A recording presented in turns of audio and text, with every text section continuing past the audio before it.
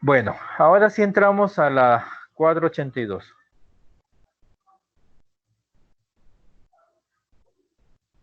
La 482 es la resolución que los tiene a ustedes aquí.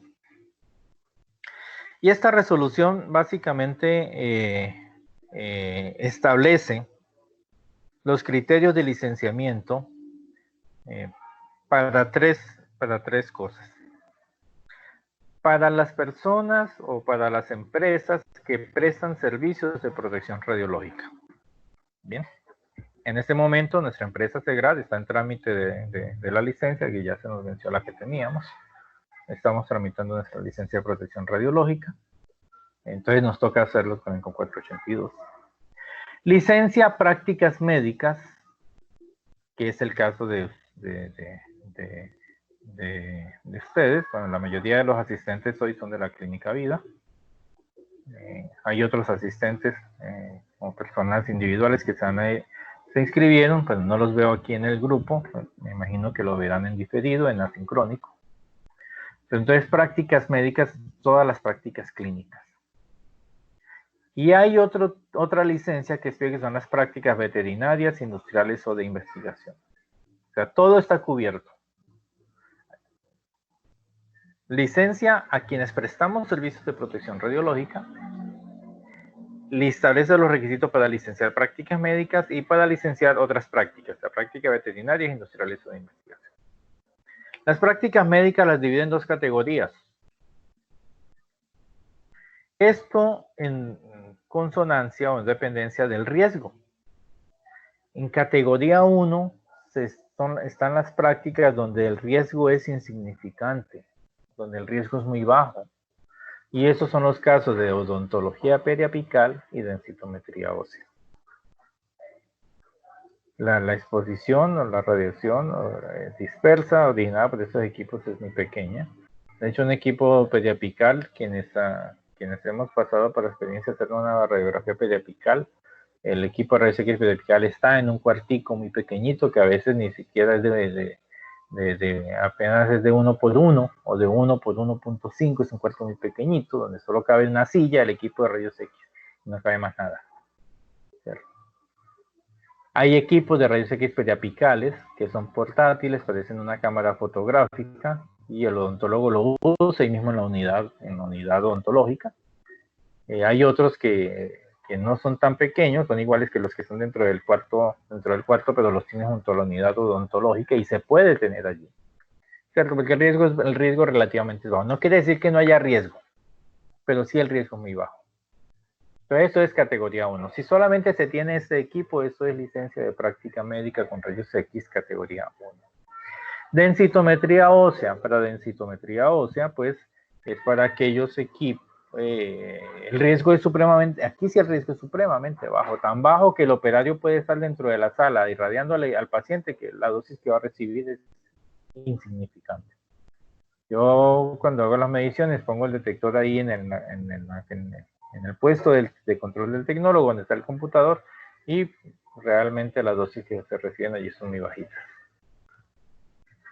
Bueno, todo lo que sea diferente a esto, o si yo tengo equipos adicionales a estos, ya eso es categoría 2.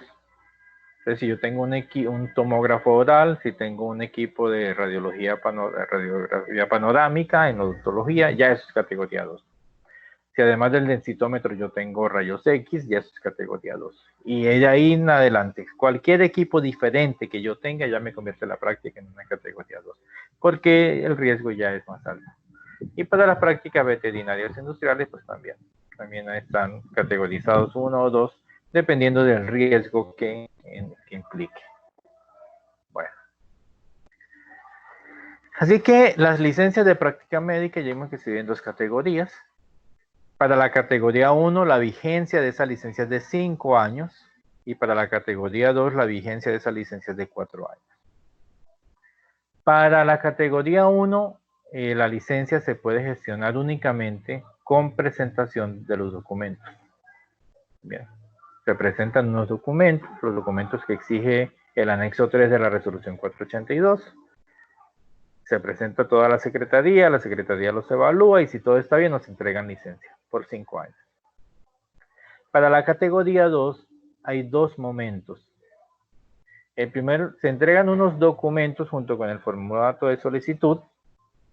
Luego la Secretaría nos programa una visita y en la visita se hace pues verificación de la instalación, de los equipos, de que todo de los seriales y todo eso. Y nos piden otros documentos adicionales, otros documentos más, para podernos entregar la licencia. Bueno, y aquí están los requisitos. Bueno, antes de continuar, yo quiero preguntar si dentro del grupo hay alguien que esté en odontología o todos somos de rayos X de uso médico. Bueno, pues me parece en la que no hay nadie de odontología.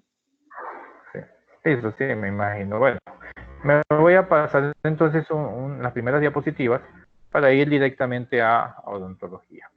Y, perdón, para ir directamente a la práctica médica 2.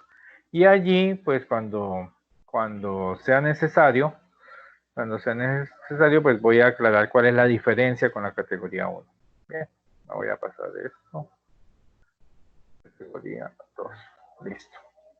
Entonces, para la categoría 2, práctica médica categoría 2. Y aplica esto que está aquí, aplica también para ambas. Hay que presentar, pues, si es persona natural la que va a solicitar licencia, pues presentar su documento de identidad y el RUT. Si es persona jurídica, pues debe presentar Cámara de Comercio. Así de sencillo.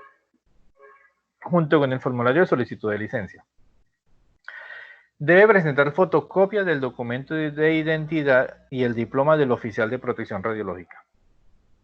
Para la práctica 2, el responsable de la protección radiológica se llama oficial de protección radiológica. Su formación académica mínima debe ser de pregrado.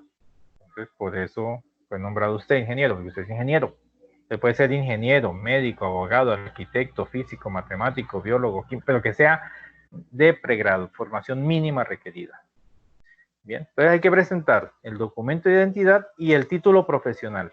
Este es el diploma que están pidiendo aquí, el título profesional. Bien. Si tiene posgrados, pues los puede presentar, pero también. En las prácticas de categoría 1, no se llama oficial de protección radiológica, sino que se llama encargado de la protección radiológica. Y el encargado de la protección radiológica, pues es puede ser cualquier persona de la institución cuyo nivel de formación mínimo es técnico laboral. Es técnico laboral, técnico profesional, tecnólogo, profesional, lo que sea, pero mínimo tiene que ser un técnico laboral. Y se llama encargado de la protección radiológica. Entonces, como el riesgo es menor, pues por eso puede ser cualquier persona dentro de la institución con ese nivel de formación.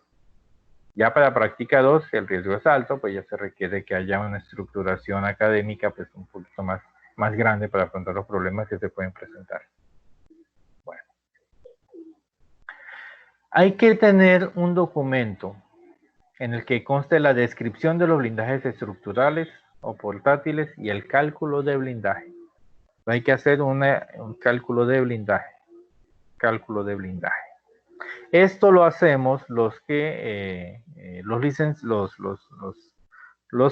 prestadores de servicios de protección radiológica. Debe llevar la firma de un prestador de servicios de protección radiológica, si no, no es válido. Bueno.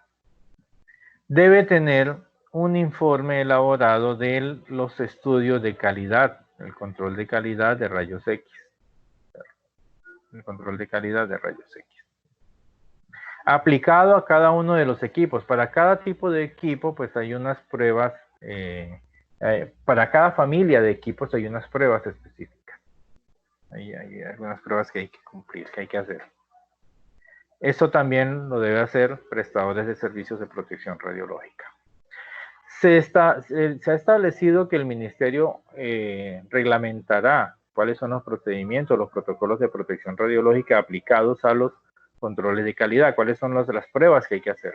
Pero el Ministerio todavía no las ha publicado, así que mientras no las publique, nos dice que lo hagamos de acuerdo a lo dispuesto en el artículo 14. Y en ese artículo 14 lo que dice es que mientras el Ministerio publica las prácticas, pues lo que se va a hacer es guiarnos o aplicar el Arcal 49, que ya está obsoleto. El Arcal 49 hay una versión mejor que es el protocolo español. En el Arcal 49 contempla unas prácticas con unos equipos que ya casi nadie utiliza. El Arcal 49 es muy básico, está diseñado para uno hacer pruebas con cámaras de ionización y con electrómetro y hacer conversiones a dosis y todo eso. Entonces no, ya los equipos que tenemos hoy en día son muy prácticos. O sea, por ejemplo, para calcular la capa de mi reductora, el Arcal 49 pues, nos dice que pongamos unas placas de aluminio o de cobre y que midamos la atenuación y hagamos el cálculo. Mientras que hoy en día tenemos equipos que los ponemos directo en el haz de radiación y con un solo disparo me indica dosis, kilovoltaje entregado, tiempos de radiación, capa en mi reductor y me entrega una gran cantidad de parámetros que entonces ya no aplicaría la rigurosidad de las pruebas del Arcal 49. Además, hay algunos equipos que han cambiado ya de tecnología y que con el Arcal 49 es imposible de medir. Tenemos arcos en C que hoy en día son una caja cerrada, son una caja negra, en la amperage no se puede variar nada. Él funciona en modo automático siempre. Pero cuando uno hace el estudio de calidad, el Arcal 49 me dice, coloque tal kilovoltaje, coloque tal tiempo, coloque tal miliamperaje. ¿Cómo hace uno eso con esos equipos? Entonces, el Arcal 49 se ha quedado un poquito obsoleto, pero es el que nos pide la 482, así que nos toca adaptarnos y tratar de hacer con ese Arcal pues lo que mejor podamos con los equipos. Cuando tenemos equipos muy, muy nuevos, de última generación, de última tecnología, ya el Arcal 49 uno no sabe cómo aplicarlo. Pero es el que nos pide la 482, así que ni modo, nos toca presentarlo allí. La 482 pues dio una salida muy buena. Dice que en caso de que una prueba no se pueda aplicar, pues simplemente escribir no se aplicó y el por qué. Entonces, en este caso, en el informe de calidad uno escribe no se realiza la prueba porque el Arcal me exige que yo modifique tales parámetros y el equipo no permite hacerlo por el tipo de tecnología que es y ya. Listo. Bueno. Debemos presentar los reportes de dosimetría del último periodo de los trabajadores ocupacionalmente expuestos, que incluya dosis acumulativas. O sea, todos los trabajadores ocupacionalmente expuestos deben tener dosímetro. Y trabajadores ocupacionalmente expuestos son los que están dentro, para hacerlo a veces dicen, no, pero ¿cómo clasifico yo un trabajador ocupacionalmente expuesto? Pues son los que participan en la práctica. Primero, la clasificación la tiene que hacer el oficial de protección radiológica. Y el oficial de protección radiológica es un trabajador ocupacionalmente expuesto. En el momento en que una persona es nombrada como oficial de protección radiológica, se convierte en un trabajador ocupacionalmente expuesto. Y tiene todos los derechos que eso le atribuye. Tiene unos derechos de ley que son innegables. Bueno. Entonces hay que presentar la dosimetría. En la práctica tipo 1 también. Antes los odontólogos no presentaban dosimetría, sino un solo dosímetro que ponían en la pared o en la puerta de la sala de rayos X, del cuarto de rayos X, y esa la aplicaban para todos, ¿no? Ya no es válido. Cada trabajador debe tener un dosímetro. Así de sencillo. Y si trabaja en prácticas de radiodiagnóstico de alta complejidad, para la 482, radiodiagnóstico de alta complejidad, es cualquier práctica en la que el trabajador tiene que estar dentro de la zona controlada. O sea, los trabajadores que están en cirugía ortopédica, los que están en hemodinamia, los que hacen estudios especiales, los que hacen radiología intervencionista, estos trabajadores tienen que irradiarse. Y por el hecho de estar dentro de la zona controlada, deben presentar reportes de un dosímetro adicional. O sea, esos trabajadores deben tener 2 dosímetros. Uno es el dosímetro con el que van a medir las dosis efectivas y otro es con el que van a medir la dosis al cristalino. Y ojo que yo les mostré un reporte de dosis, y en ese reporte de dosis yo les decía, pues es que aquí están las dosis, las dosis efectivas, las dosis al cristalino y las dosis a extremidades y piel. Pero resulta que esto no es así nomás. Supongamos que esto es, vamos a hacer aquí un dibujito, que este es un ser humano, ¿cierto? Aquí está, aquí está el cuello.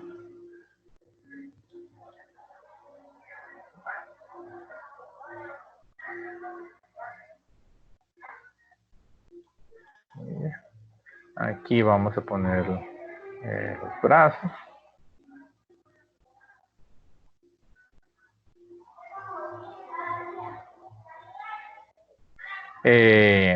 Matemáticamente, cuando se hace dosimetría, pues se hace con figuras geométricas. El nombre de referencia es un nombre geométrico. Entonces, bueno, pues yo no voy a hacer todos los primero, ¿dónde se pone el delantal plomado?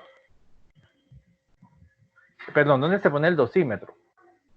El dosímetro siempre se pone aquí en el pecho, ¿cierto? Ahí está el dosímetro. Este dosímetro, para un trabajador que está en una sala de rayos X, pues ese dosímetro es suficiente para medir todo lo demás. Pues con este dosímetro se puede medir extremidades, se puede medir la dosis efectiva, se puede medir todo lo que queramos. Listo. Porque toda la radiación que ese trabajador va a recibir es homogénea. Ese es el trabajador que está en la sala de rayos X convencional. Pero el trabajador que entra a cirugía ortopédica o que entra a hemodinamia, ¿qué pasa con ese trabajador? Ese trabajador se tiene que poner un delantal plomado. Se tiene que poner un protector de tiroides. Y se tiene que poner un delantal plomado. ¿Cierto? Ese delantal plomado solo le va a cubrir esta zona. Y ese protector de tiroides solo le va a cubrir esta zona. ¿Qué pasó? ¿Por qué se me sale?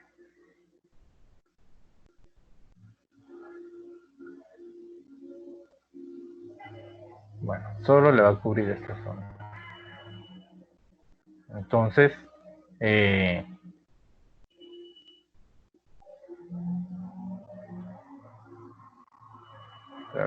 cubre todo esto.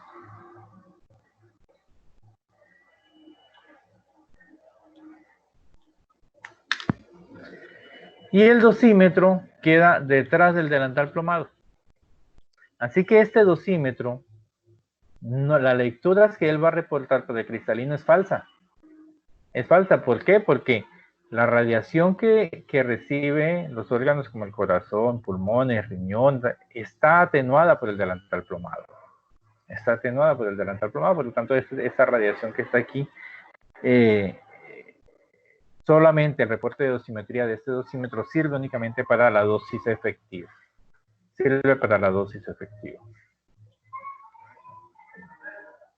Pero no sirve para hacer el reporte de dosis equivalente. Este me mide la dosis efectiva, que me dice que son 20 milisievert al año promediado durante 5 años. ¿Cierto? Pero la dosis al cristalino es falso, porque el cristalino no está detrás de un delantal plomado. Entonces, por eso la 482 me dice, ojo, ponga otro dosímetro. ¿Dónde lo vamos a poner? Pues ya eso depende de la empresa que nos presta el servicio de dosimetría. Hay empresas que nos dicen, póngalo en la frente, hay empresas que nos dicen, no, póngalo en la sien. ¿Cierto? Hay empresas que nos dicen, no, póngalo aquí por encima del chaleco en el cuello. Eso ya dependerá de la empresa de dosimetría. Porque la radiación que reciben los ojos, la radiación que reciben los brazos y las piernas, no es la misma radiación que recibe el tronco, la pelvis, que es donde están los órganos que más suman para la dosis efectiva. Por eso es necesario tener 2 dosímetros en esos casos. Bien, 2 dosímetros en esos casos. Únicamente para radiodiagnóstico, cirugía ortopédica, radiodiagnóstico intervencionista, cirugía ortopédica, hemodinamia, estudios especiales, en fin, donde quiera que sea que los trabajadores están dentro de la zona controlada, hay que tener 2 dosímetros. Por ejemplo, estos dosímetros para ponerlo en las paticas de las gafas, esto es para amarrarlo ya sea en la sien o en la frente. Aquí hay que tener una consideración especial, hay que tener en cuenta un aspecto importante, y es si el trabajador usa o no gafas plomadas. Porque si el trabajador usa gafas plomadas, pues resulta que los ojos están detrás de las gafas plomadas. Y si los ojos están detrás de las gafas plomadas, pues quiere decir que los ojos también están protegidos. Claro, no con la misma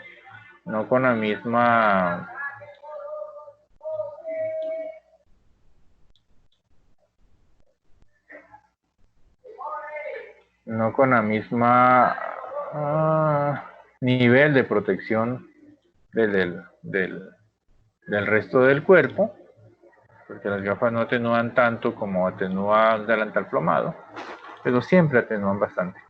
Entonces, en este caso, la empresa que les provee el servicio de dosimetría debe conocer esta situación para que pueda aplicar el factor de atenuación de estas gafas. En estos casos hay que aplicar un factor de atenuación.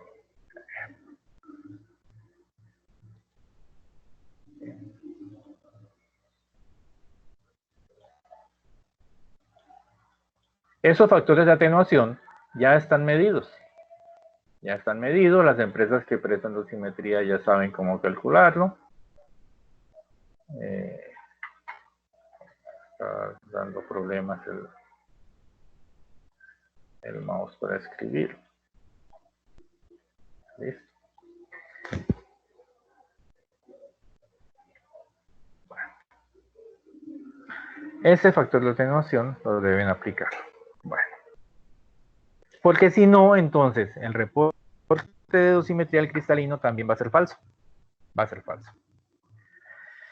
Hay que presentar los planos donde están cada uno de los equipos. Y allí listar junto con esos planos pues las áreas de trabajo, delimitar la zona controlada, la zona supervisada, las zonas colindantes, ¿cierto? Todo eso hay que colocarlo allí.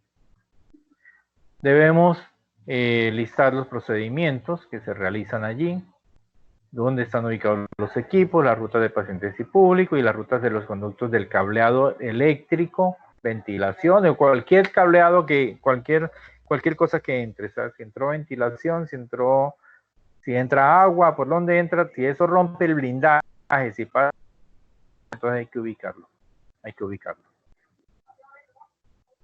Bueno.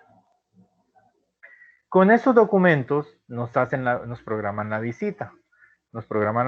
Viene el inspector y el inspector entonces nos empieza a pedir en sitio lo siguiente. El certificado del curso de protección radiológica expedido por una institución de educación superior o una institución de educación para el trabajo, ¿cierto? En este caso, este curso va a ser certificado por una institución de educación para el trabajo y el desarrollo humano, que es el IBES. También lo dicto con la Universidad Reformada, con Salud y con la Universidad Rafael Núñez, pero este era el que estaba disponible en este momento. Los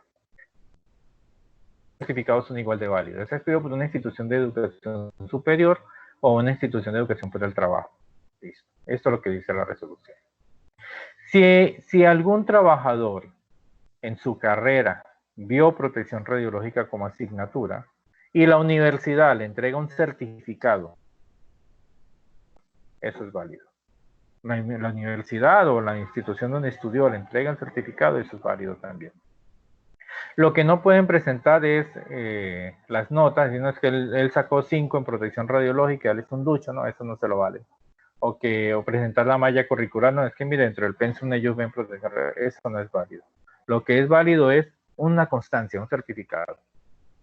Bueno.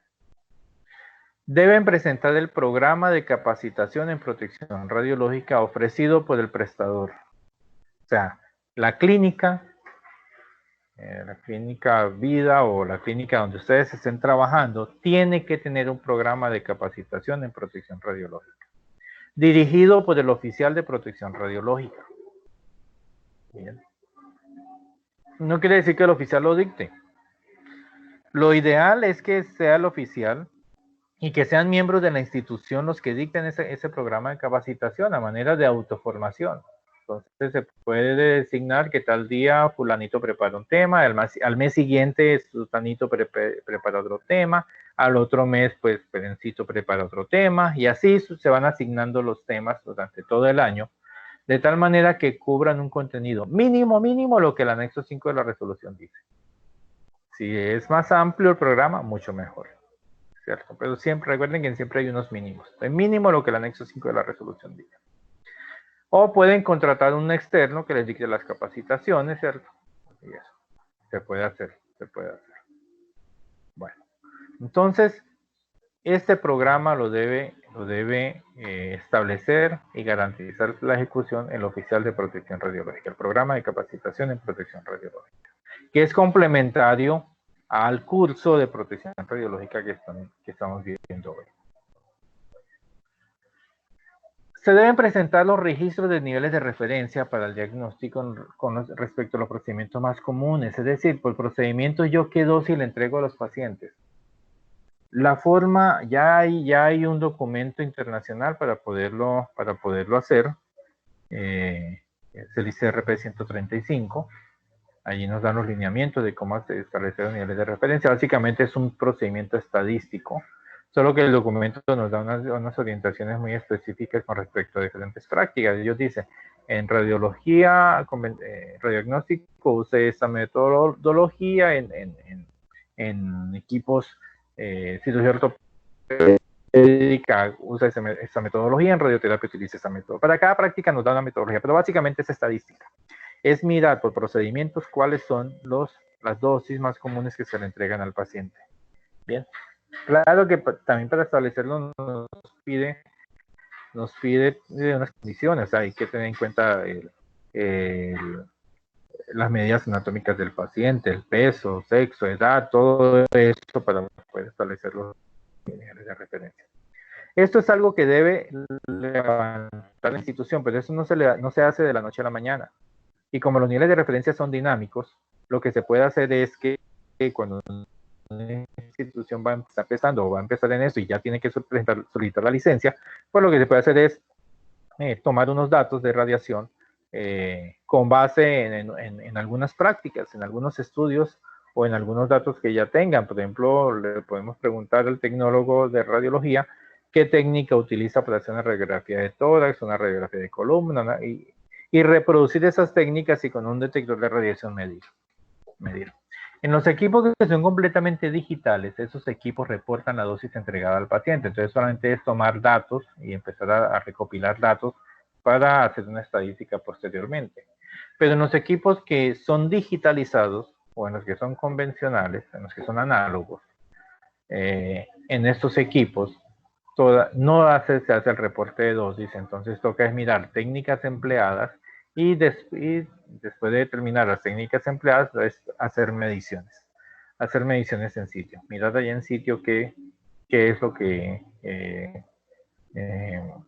qué dosis entrega a los pacientes. Se debe entregar una descripción de los elementos y sistemas de los componentes de seguridad, o sea, si hay paradas de emergencia, si hay breaks eléctricos, interruptores eléctricos, si hay algún tipo de alarma sonora. Algunas salas tienen un sonido cuando están irradiando, pi, pi, pi, ¿cierto? Algunos tienen alarmas luminosas, ¿cierto? Otros de seguridad y emergencias establecidos para para garantizar la seguridad. Todo eso hay que tenerlo escrito.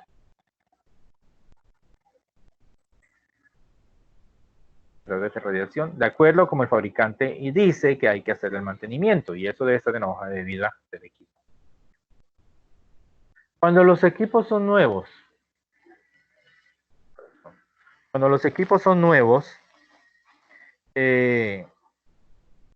debemos entregar las pruebas de instalación y puesta en marcha, caracterización y puesta en marcha. Estos no son unas pruebas muy rigurosas, o sea, es lo que el instalador hizo cuando nos entregó, cuando instaló el equipo. Él lo instaló y le hizo unas pruebas.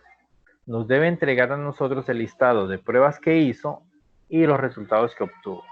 Así haya sido, no es que le medí kilovoltaje de entrada, es que medí que funcionara la parte mecánica, que la angulación correspondiera con los que tienen gantry movible, por ejemplo, ¿cierto?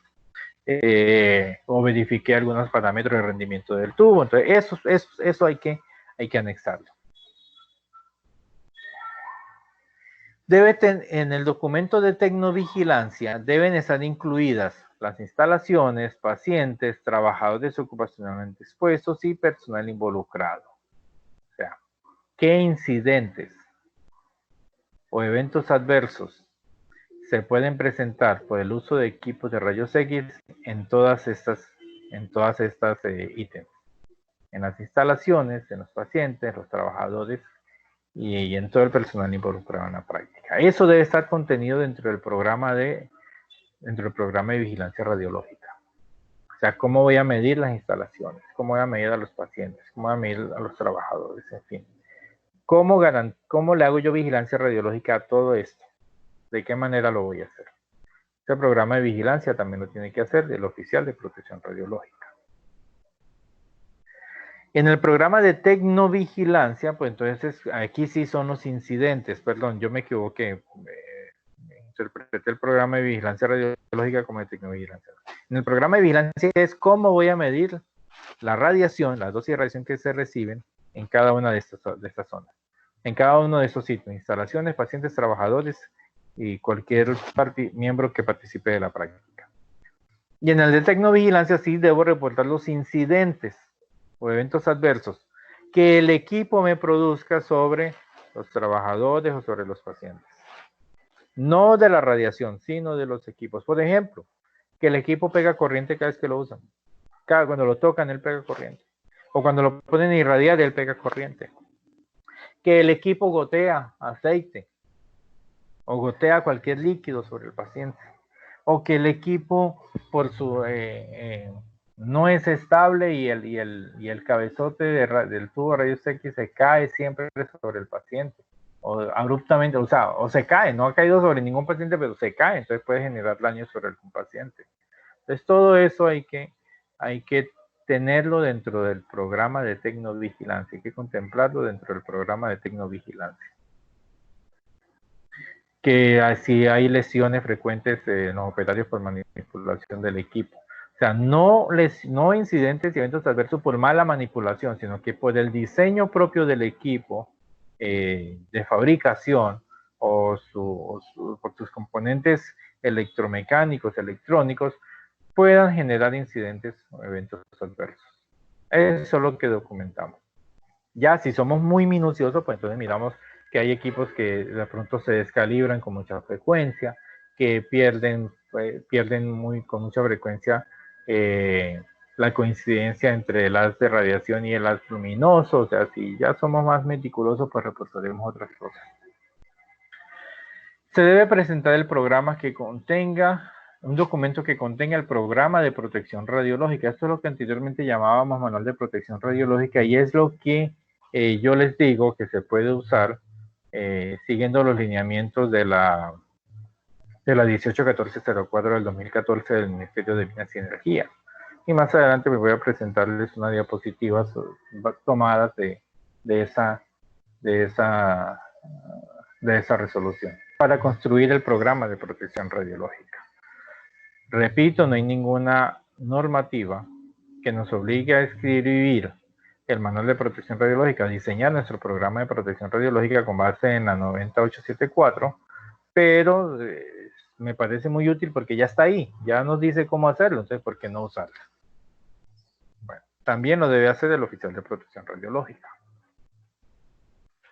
Si todo está bien, pues nos dan la licencia. La señalización, vea, tenemos que utilizar este logo. Trébol magenta en fondo amarillo.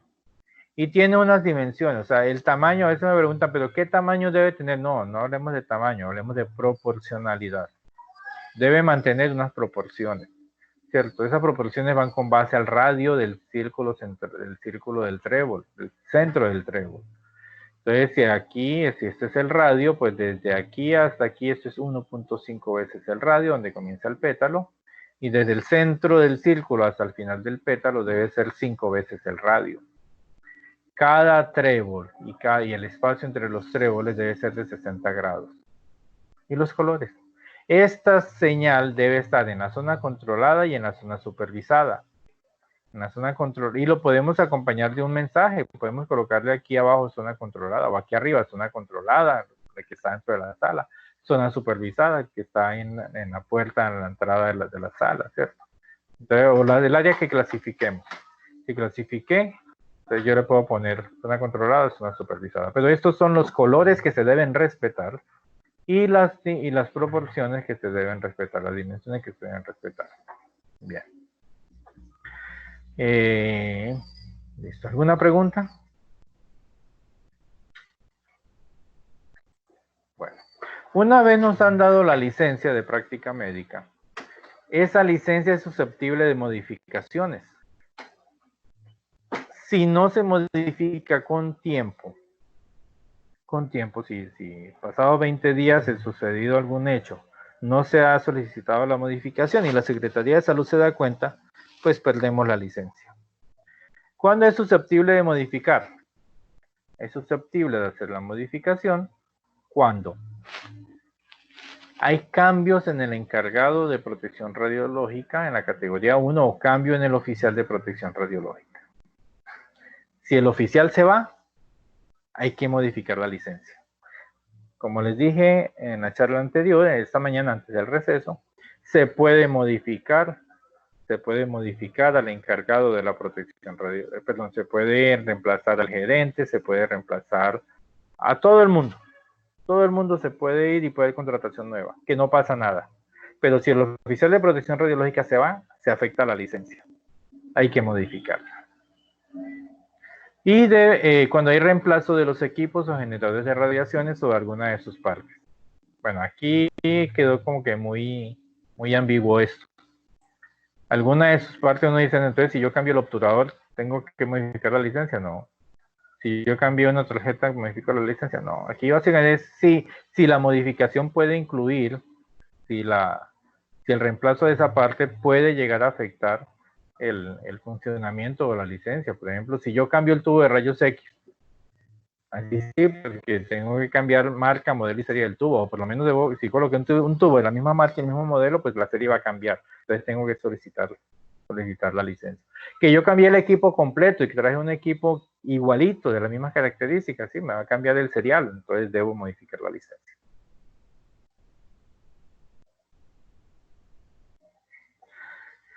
También debo notificar el cese de práctica. ¿Cuándo hay cese de práctica? Hay cese de práctica cuando yo no voy a utilizar el equipo por un tiempo. ¿Por qué razón no lo voy a utilizar? Porque se dañó y no consigo el repuesto. No lo he podido nacionalizar. Se demoran tantos meses en traerlo. Entonces yo notifico el cese de práctica. Cuando yo ya no voy a utilizar más el equipo, lo voy a dar de baja, yo no lo puedo vender. Un equipo de rayos X, yo no lo puedo vender. Entonces no lo puedo donar. Entonces si eso ocurre, si yo no voy a utilizar más el equipo, yo tengo que darlo de baja, deshuesarlo y cada componente que vaya a su depósito final adecuado. Los componentes electrónicos se desechan para desecho especial de componentes electrónicos. El tubo de rayos X también tiene un tratamiento especial porque hay un aceite allí que es bastante tóxico, entonces esto también debe tener disposición final adecuada. O sencillamente se lo devuelvo al proveedor. A veces el proveedor me lo recibe como parte de pago de un nuevo equipo. Entonces, si ese fue el caso, pues yo debo hacer el acta y notificar eso. Bueno. O que voy a hacer ampliaciones en la instalación, entonces voy a ampliar la sala de rayos X, entonces voy a hacer la práctica. O que el equipo lo voy a trasladar para otro sitio, pero que sea de mi propiedad. O sea, yo tengo una sede A y ahora vamos a construir la sede B al sur de la ciudad, entonces yo voy a mover unos equipos para allá. Entonces, cese de práctica. Y cuando ya estén allí, pues iniciamos nuevamente con licenciamiento también. Bueno. ¿Hay alguna pregunta hasta acá?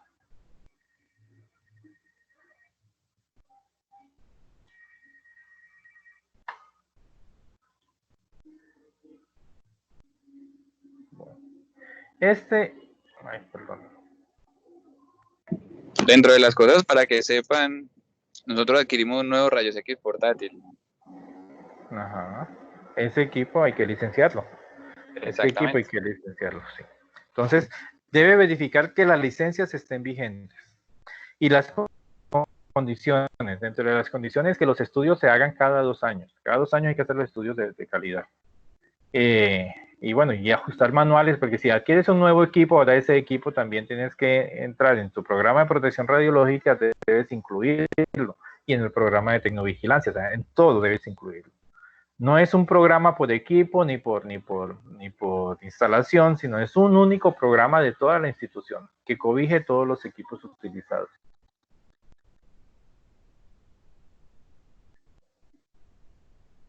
Bueno. Ese es el formulario de solicitud de licencia. Vamos a mirarlo aquí. Pues aquí describimos si es una solicitud nueva, si es una modificación o si es una renovación de licencia. Si fue una renovación de licencia, pues colocamos aquí los datos de la licencia anterior. ¿Cierto? Definimos si es persona natural o jurídica, a qué entidad territorial va. Si están dentro del distrito de Barranquilla, pues va para la Secretaría de Salud Distrital de Barranquilla. Si están fuera de Barranquilla, pero dentro del Atlántico, pues irá para la Secretaría Departamental del Atlántico. Depende de la secretaría que tenga a su cargo la jurisdicción. Aquí pues los datos del titular, ya sea natural o jurídica, pues aquí escribirán la razón social, nombre del representante legal, correo electrónico, toda esta información debe completarse, no se puede dejar nada sin responder. Si algo no aplica, se escribe NA, no aplica, pero no se puede dejar nada sin responder. Y aquí empezamos, entonces, ¿qué prácticas solicitamos? Si es categoría 1 o categoría 2. Y qué práctica es la que vamos a relacionar. Si es radioterapia, radiodiagnóstico de alta, mediana o baja complejidad. O si no está listada allí, pues, ¿cuál es? Hacemos una relación de los equipos que vamos a licenciar. Si tengo 5 equipos, pues tendré que llenar 5 tablitas de estas. El formulario solamente trae 2 o 3, creo. Pero lo es adicionarle más tablas y ya. Entonces aquí seleccionamos el tipo de equipo, el tipo de visualización de la imagen, que es lo que es digital, digitalizado o análogo. Hay una diferencia entre digital y digitalizado. Digital es que viene así de fábrica, yo solamente disparo y él me genera una imagen. En el digitalizado tiene un cassette, un chasis que en lugar de ir a revelar, pues yo lo que hago es meterle una máquina digitalizadora o algunos funcionan ya de manera también con una IP, entonces son un sistema muy práctico.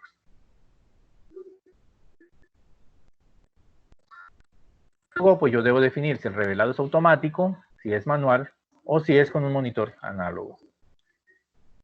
Esto, marca, modelo y serie del equipo. Marca, modelo, serie del equipo. No se puede dejar nada sin llenar.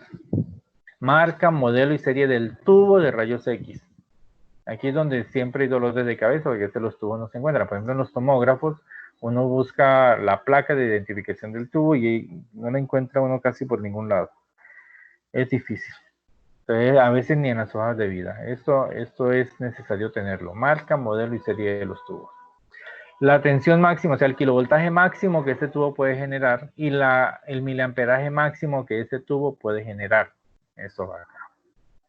Energía de fotones y energía de electrones, eso no aplica en equipos de rayos X. Únicamente aplica para aceleradores en radioterapia. Entonces, para rayos X aquí es no aplica y aquí también es no aplica. La carga de trabajo se las entrega a quienes hacen el cálculo de blindaje. En el cálculo de blindaje allí se entrega la carga de trabajo de ese equipo. La ubicación, pues simplemente escribir sala de rayos X1, sala de rayos X2, sala de rayos X3 o sala de tomografía, piso 1, piso 2, bueno. Número de permiso de comercialización, este es el número de INVIMA. Año de fabricación del equipo, año de fabricación del tubo. Si tengo son los mismos datos, si hay que anexar más tablas, pues las anexamos. Bueno, ahora vienen los, y el primero de ellos es el oficial de protección radiológica. El oficial de protección radiológica es un trabajador ocupacionalmente funciones, porque el oficial tiene que estar yendo a las zonas, tiene que estar yendo a la consola de control, tiene que estar viendo a las salas a ver si asomarse por las puertas de cirugía, a ver si en cirugía ortopédica se están colocando los elementos adecuadamente, si los comportamientos allí son apropiados, ¿cierto? Si no están haciendo nada que sea inapropiado, que pueda conllevar la exposición, en fin. Entonces, oficial de protección radiológica o encargado, recuerden, si es encargado, mínimo técnico profesional. Si es oficial, mínimo tiene que ser un profesional, o alguien de pregrado. Y luego listan pues a todos los demás trabajadores. No solamente son los técnicos. En radiología convencional, pues los técnicos, en mamografía los técnicos, en densitometría los técnicos, en radiología oral puede ser el auxiliar oral, ¿cierto? Que ya es una técnica también. En cirugía ortopédica, por ejemplo, en cirugía entonces los médicos que participan de la práctica, ortopedistas, anestesiólogos, los instrumentadoras, deben ir ahí, el enfermero rotador, ellos son trabajadores ocupacionalmente expuestos. A no ser que no sean empleados de la clínica y que sean externos, o sea, los que trabajan por prestación de servicio. Los que trabajan por prestación de servicio pues no los relacionarían, pero en el programa de vigilancia radiológica debe estar contemplado cómo se va a hacer la vigilancia radiológica de estos trabajadores. Los órganos de ese personal. Bien.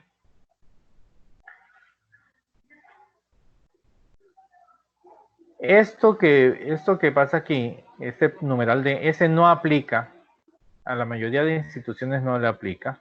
¿Por qué razón? Esto es únicamente cuando tienen dentro de la nómina a un especialista en protección radiológica o maestría en protección radiológica o posgrados en protección radiológica, en física médica o en ingeniería con formación en protección radiológica y en estudios de control de calidad.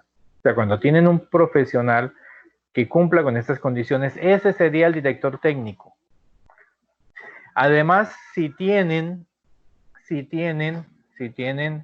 también elementos de prueba y equipos para hacer las mediciones, los propios estudios de control de calidad. Si no tienen todo eso, esto no se llena. Esto no se llena. Únicamente se llena esta parte del numeral D cuando se tiene un profesional dentro de la nómina que cumpla con los requisitos que acabé de mencionar y además de eso se tienen equipos y elementos de prueba para hacer los estudios de calidad, para hacer todo eso. ¿Listo? Si no, no lo tienen, no tienen por qué llenarlo. Todo eso no aplica.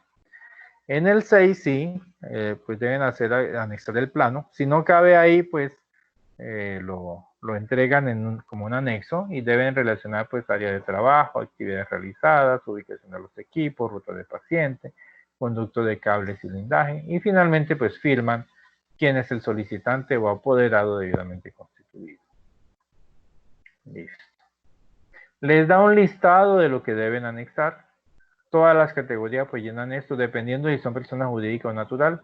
Todos tienen que presentar el formulario de licencia.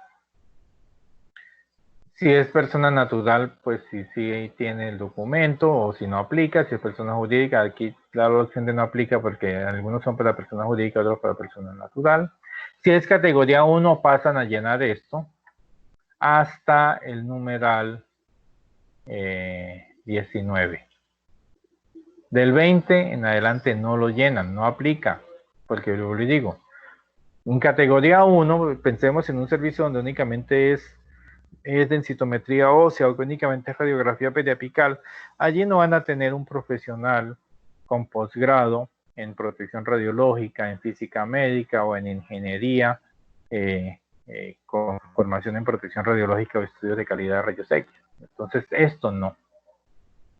Si es práctica 2, pues llenan el primer numeral más lo que sigue acá, hasta el numeral 12. Porque el director técnico y de aquí para abajo no aplica, no tiene.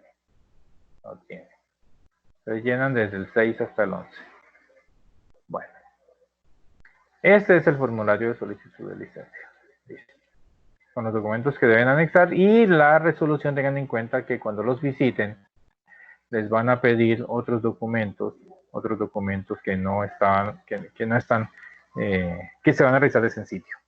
Para categoría 1 deben entregar todos los documentos, para categoría 2 únicamente los que se necesitan para iniciar la solicitud y el resto los revisan en sitio.